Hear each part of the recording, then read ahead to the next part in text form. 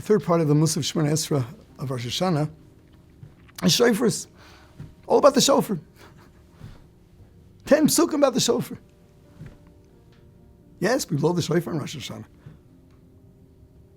But we have to recite 10 Pesukim about the Shofar. Wherever Shofar is mentioned somewhere in the Pesukim. What's this about? We've gone through Malchus, we've gone through Zichronos. We understand what we live for. And we understand the real meaning of action. And we understand that there's thought, there's motivation. There's just doing because it's my natural talent. And we become self-critical. But even more so, when we recognize that this is a Yom Adin, it's a day of judgment where Hashem himself gazes upon all of us. And on a certain level, there could be a feeling of a paralysis even. You know, we find the mashal, the story of the hillbilly that gets a message. The king is coming to town and he'd like to spend the night at your place. Now, the hillbilly, he loves his home. He loves his home. The smell of the cows. His own ancient pots that are falling apart and filled with gook and rust. His furniture that squeaks and shakes. He really loves them. But the king's coming. He thought he lived in a palace, but now he starts thinking, what is this going to feel like to the king? No. Now the cows don't smell so good. Now the pots and pans and the dishes and the furniture, no. He realizes that this whole setting is not appropriate for the king. Now, so long as we are reviewing our actions, it's when the framework, the context of our own selves. So there's a lot that we can accept, appreciate. But once we understand that Hashem is coming, that just makes us think a little differently. And nothing's good enough. It's a real paralysis. Shofaros begins with Aton Niglesa, a description of Ma'amad Har Sinai, Hashem appearing before Klal Yisrael. Chazal tell us that at the time of Ma'amad Har Sinai, when Hashem spoke, when they heard Anochi v'lo yeh, the first of the two Aseres HaDibros, the first of the two commandments, when they heard them from Hashem, they all dropped dead. It was just so overwhelming to experience the Creator himself, where you negate every aspect of yourself because compared to him, we don't exist. It was too overwhelming. They all died. What happened? The angels revived them. The angels woke them up. What is the shofar of Har Sinai, of Ma'amad Har Sinai? Blowing the shofar means wake up. Wake up. It's giving a new life. And yes, at Matan Torah we got a new life.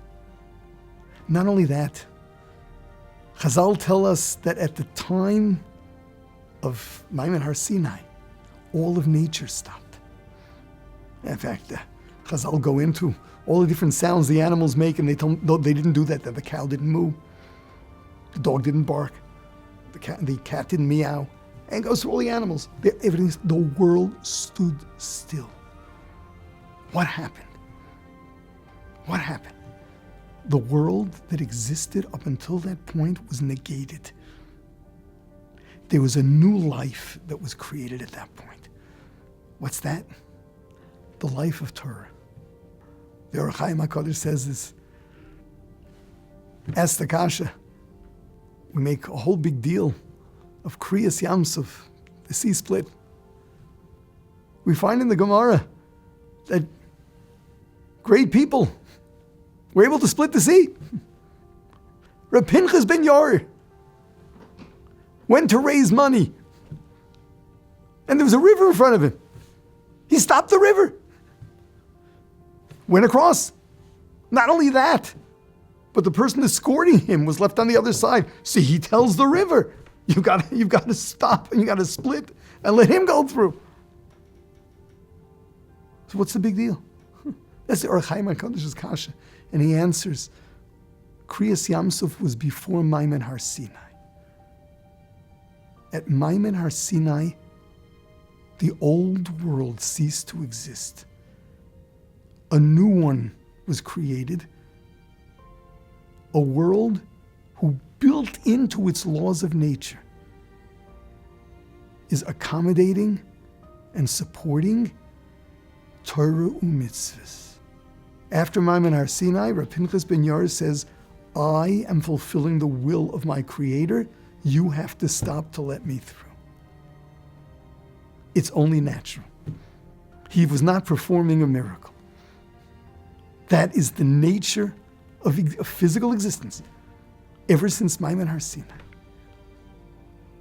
One way or another, it's going to work out. The world is there to support and accommodate Torah mitzvahs. So yes, Klal Yisrael. Klal Yisrael dropped dead. And they got a new life. As signified by the blowing of the shofar. Revival. The Rambam tells us that although shofar is a mitzvah, it's a chok, Hashem said to do it, we understand that it means wake up. Tekiyah shofar means wake up. It doesn't just mean wake up. It's giving us a new life. Rosh Hashana calls for a lot of introspection, especially in terms of what our real goals are, what we really live for, being honest, what really motivates us. And the more you really try to get to the bottom of it, we get down on ourselves. And yes, there is this feeling of almost helplessness. And then comes Shofaros, the new life. We are to accept upon ourselves on Rosh Hashana that after all of the thinking we've done through Elul in the beginnings of Rosh Hashana, we are now ready to accept a new life, to recommit ourselves to Torah mitzvos, a life that is governed by the laws of Torah mitzvos, where our laws of nature are Torah mitzvos. So really, in Malchus and Zechroinus, we get to see ourselves by Hashem's standards. And as such, we really question our every action, our every motivation. Shofaros is a fresh start. Rededicating ourselves. Accepting this new life that Hashem is giving us through Tekiyah Shofar. Breathing into us a new life. A new beginning.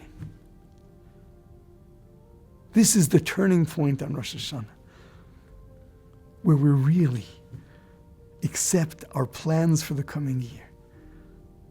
A life that is governed by Torah mitzvahs. A life that was given us at Ma'amad Har Sinai and reenacted on Rosh Hashana, as we say, Ato Nigles.